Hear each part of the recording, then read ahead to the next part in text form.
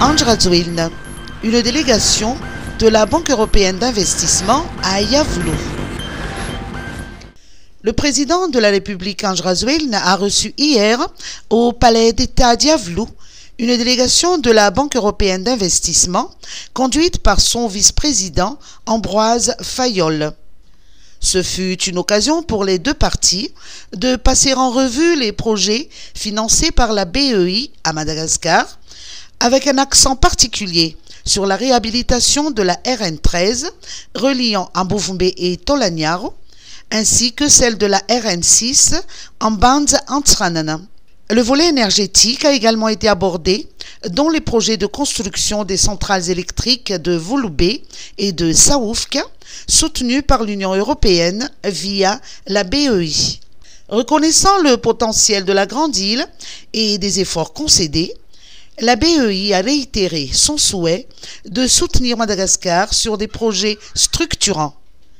Ainsi, son vice-président a annoncé la mise en place de 2 projets qui feront l'objet d'un prochain décaissement.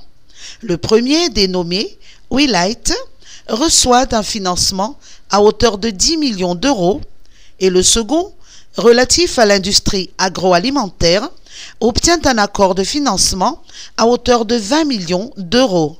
Alors, c'est 40 millions d'euros et le projet d'énergie, c'est une vingtaine de millions d'euros. Alors, les 2 projets, le déboursement du projet d'énergie, c'est prévu dans les prochaines semaines. Et celui du projet dans le domaine de l'agriculture et de l'agroalimentaire, on espère d'ici la fin de l'année. Pourquoi avoir choisi ces 2 projets particulièrement? Parce qu'ils sont représentatifs de 2 éléments qui sont importants pour l'Europe et pour la Banque de l'Union européenne.